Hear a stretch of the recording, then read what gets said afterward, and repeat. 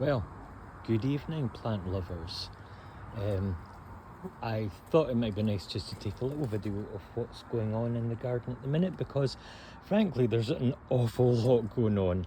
This year's been probably the first year I've been really enthusiastic and probably had a little bit of money to be able to do the garden properly. So I want to just kind of get most of it in shape this year, and it means I can just poodle about with it next year. So some of it's boring, some of it's interesting to me. In fact, most people probably find it boring. So these begonias I got, and they were massive big tubers in about February, so I grew them on. They do take their time to get going, but they're all very unusual, sort of frilly orange and dark reds and really unusual shapes as well. So I'm looking forward to them starting to open up. I got this plant at the weekend. It's related to campanula. Well, it is a campanula. Normally you see them with bluebells on them, but this is a really unusual type. And the flowers are absolutely gorgeous. It gets kind of fairly big, but an awful lot taller. Not an awful lot taller.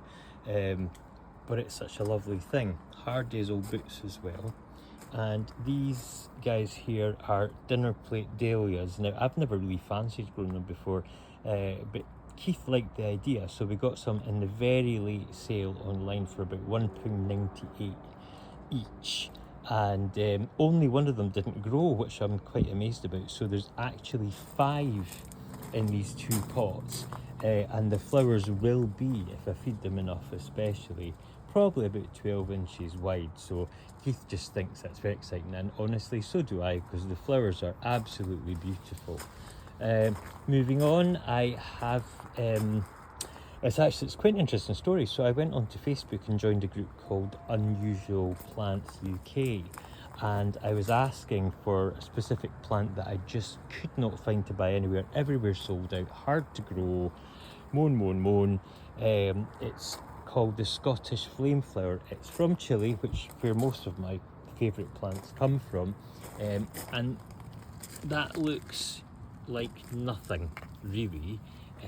But there was a gentleman up at a place called Kirkland's House and Gardens, which is up near Dunfermline, and he said to me, I've just got some, come up and just pick it up.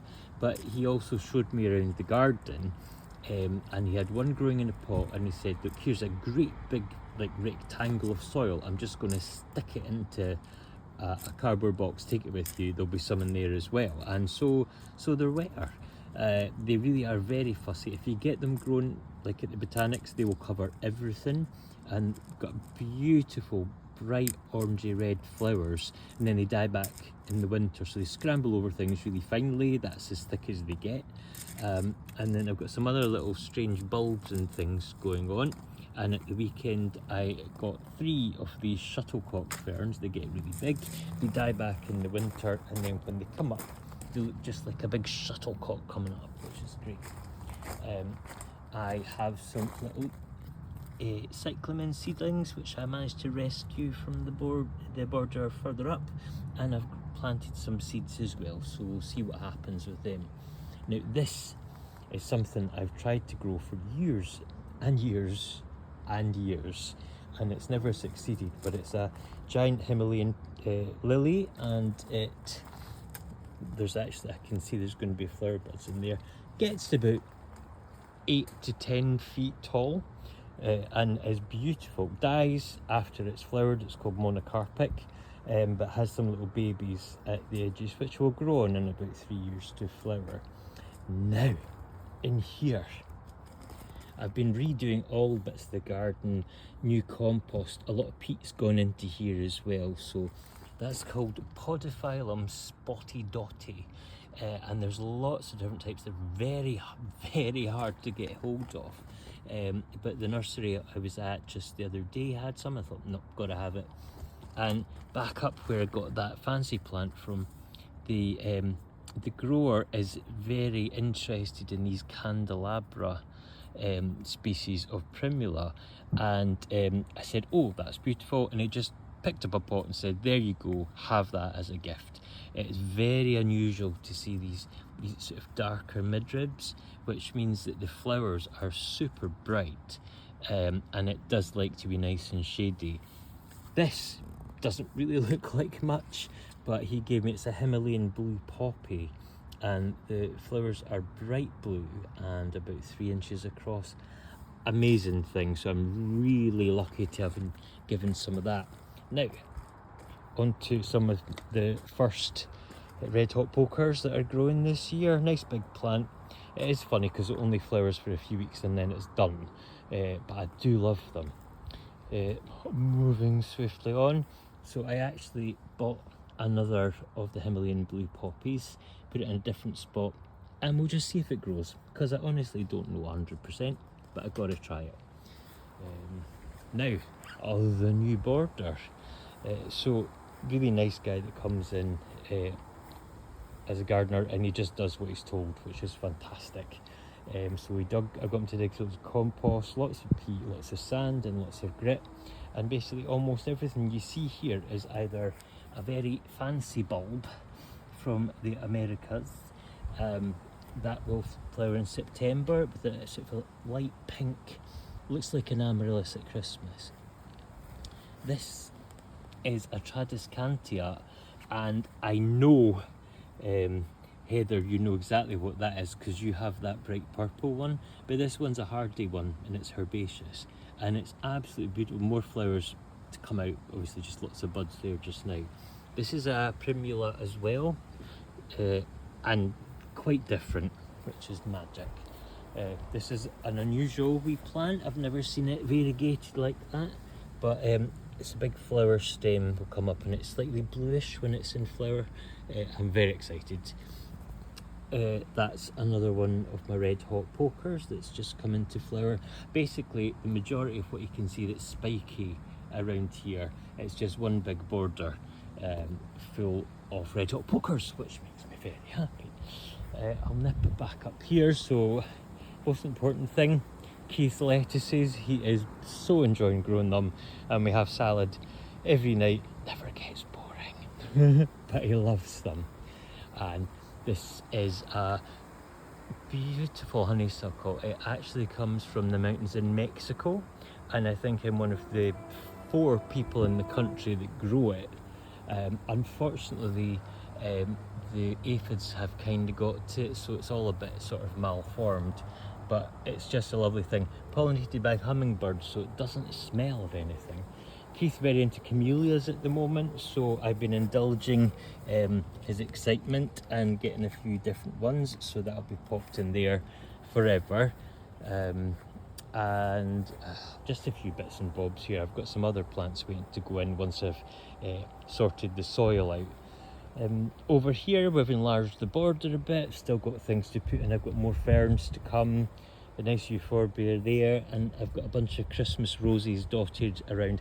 £12.50 for 5, not complaining. This looks like holly, but it's from Chile again, which is my favourite, I guess my favourite place for plants because they're also unusual. I wish I had a flower to show you, plenty of buds, but the flowers probably get to that length, and they are orange and yellow and quite waxy. A lot of plants from Chile have that type of flower colour wise and sort of in the style of it as well, and it's hummingbirds that pollinate almost all of them, so it's really, well, interesting for me. Some beautiful hostas. Bizarrely, the slugs haven't really got to them, and they've got nice blue flowers, sort of lilac-y flowers when they actually get around to it. Right, and what else? Oh gosh, yes, so much stuff. So I've got all my little sempervivums. I got right into them a few months back, and found a company called Sempervivums by Post.co.uk, and they're just fantastic, and they seem really happy in these little pots. Other bits and bobs, I think you've maybe seen photos of these. These are Lewisia. They come from California, and they just flower away, but they can't be wet, so they basically live dry, and they're in terracotta, so they dry out every single day anyway. Otherwise they just turn to mush, which is always quite sad. These guys are from South Africa. They're called Rhodoxus. Just little bulbs, but they have these just nice spiky foliage and beautiful flowers with a really faint scent, but it's really enjoyable. But since planting them about 3 months ago, and they were just like 4 or 5 little leaves, they've gone crazy, and I'm really happy about it. Lots of other stuff here, no point telling you an awful lot about them until they flower. But look at this beautiful rose. It's such a shame actually that I don't have, well actually I could send you guys a photo. That one was absolutely covered just a few weeks ago. Such a lovely thing, requires no effort as well on my part, which always makes me happy. Got some tiny little relatives of the amaryllis here, and the flower probably gets to that big, beautiful, and tiny bulbs. I ordered 8 and the guy sent me 50 as a special offer, so everybody I know has got them practically. Other bits and bobs here. This is something new which I'm going to plant in the border. It's got really bright yellow and red sort of daisy flowers. Dies back in the winter, but I think it's going to be a really lovely thing actually. My lilies and pots are all doing exceptionally well, feeding away like crazy to keep them happy.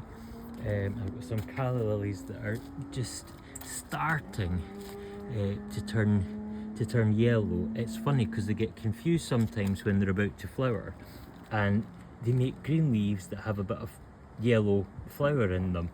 So it's always quite interesting to see what they're going to push up next. Bought a banana in Lidl. I thought I'll just give it a bash, but it's obviously been grown in shade and in protection, because any sign of wind and it's just ripped it all up. But we'll see what happens. I'm always one for giving things a second go. And this I haven't grown for years. It's a bulb from Peru, and it's almost green in the colour of it, but in the evening it smells so perfumed. It's the most delightful fragrance. So I'm just really happy that it's grown so well and so quickly, because I wasn't really expecting it. This is the blueberry bush that my dad bought my mum many years ago, and I've taken it everywhere with me. Unfortunately the birds usually get to most of the berries before we have them, but it's always nice just to be able to pick off 1 or 2. Passion flower starting to grow. It will be in flower I think in maybe another month, which is great. And yes, and I've started up a little just a little alpine bed, so I've got quite lovely different bits and bobs here. Still not all planted out. I bought this on Sunday. Isn't it marvellous? It's a tiny little thing, and it's like a daisy, but it just doesn't bother making any sort of petals at all. But it's really lovely, and just a wee eye catcher, so I'm pretty happy with that. I think that's possibly all for just now. I'm now wondering if I should actually make a YouTube channel where I can blether even more. Anyway, lots of love to you all. Take care. Bye bye.